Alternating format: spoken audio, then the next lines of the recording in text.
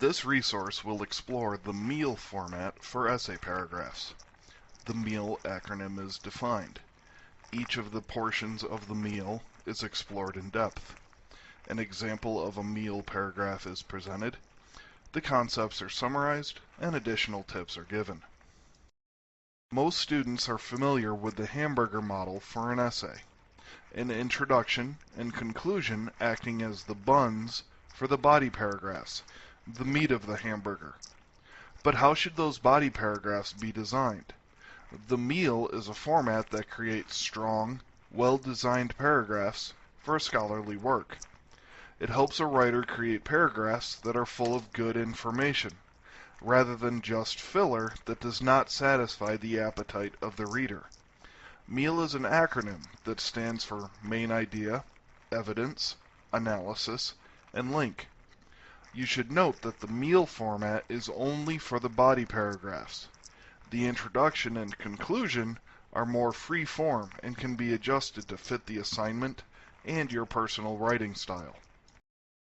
The main idea of the paragraph should be explicitly stated in a well-formed topic sentence. Your reader should not have to guess at your main idea. It should be obvious through the topic sentence. Remember that academic writing is done for the purpose of showing your research or your interpretation of other work. Your reader cannot read your mind and has not done the background work that you have in preparing your paper. So your writing must be clear to provide the reader every opportunity for understanding your work. A paragraph in academic writing should focus on one particular topic or nuance of the overall thesis of the paper. If a new idea starts to sneak into a paragraph, it should form a paragraph of its own. The topic of the paragraph should support and strengthen the thesis, not weaken it. If you find that your paragraph opposes your thesis, you should either eliminate the paragraph or perhaps revise your thesis to fit the additional contradictory information. The topic sentence that encapsulates your main idea is often the first sentence in your paragraph. The remaining sentences should support that main idea, much as the paragraphs themselves support your overall thesis. The evidence portion of your paragraph provides the support for the topic sentence. Evidence is the information you glean from your research or from your reading that fits the claim you made. It could be a summary of the material, or it could be a carefully chosen quotation. Remember to cite. The evidence may be facts and figures from your research. It could be a strategic image that represents your claim. The exact form your evidence takes depends on the purpose of your paper.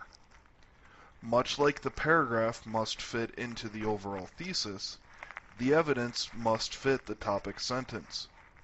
Do not include evidence that does not support the main topic. Do not completely disregard that evidence. It may still be useful in a different paragraph. The stronger the evidence, the more effective the paragraph will be as a whole. Evidence by itself is not sufficient. There must be analysis to fit the evidence into the framework of the topic for the paragraph. Much like the topic sentence should explicitly state the main idea of a paragraph, the analysis portion of a paragraph shows exactly how the evidence supports the topic. The analysis dissects and digests the evidence so that the writer can use the information to their benefit. Much like the picture of the magnified sand particles, analysis takes a closer look at the evidence to consider its place in the structure of the topic. Analysis depicts the writer's perspective of the evidence. This is often the hardest part of the writing process.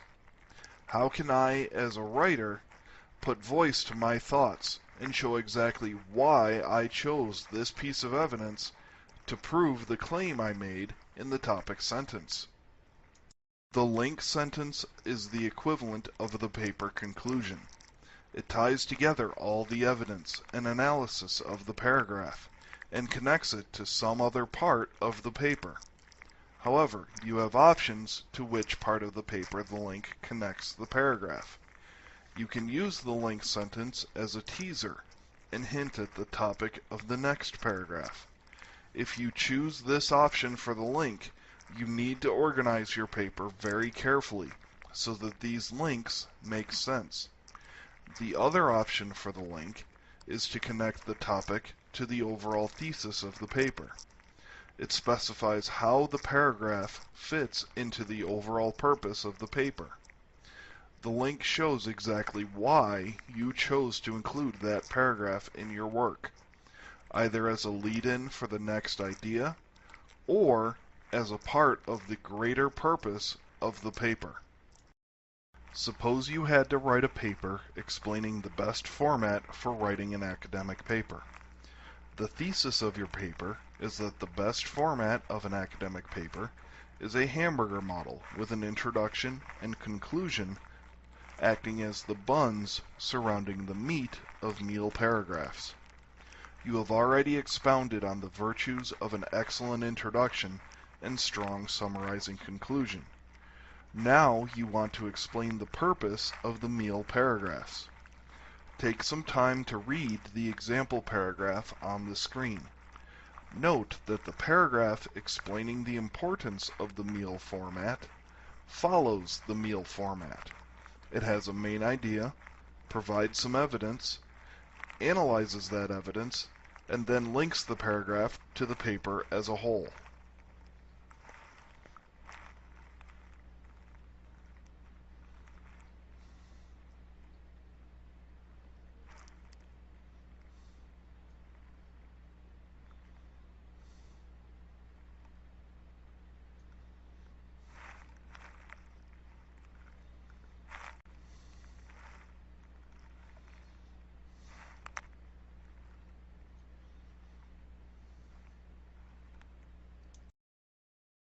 Meal paragraphs deepen and strengthen the body paragraphs of an academic paper. A meal paragraph includes a main idea, evidence, analysis, and a link. The main idea, presented in the topic sentence, is the focal point of the paragraph and is some aspect of the thesis of the entire paper. Evidence from your research or reading supports the topic. Analysis of that evidence proves that you have a deeper understanding of the material and understand exactly why the evidence supports your topic. The last sentence of a meal paragraph provides a link to the next paragraph or to the paper as a whole. By writing meal paragraphs, you whet the appetite of your reader for information and analysis. Meal paragraphs satisfy your hunger to prove your point.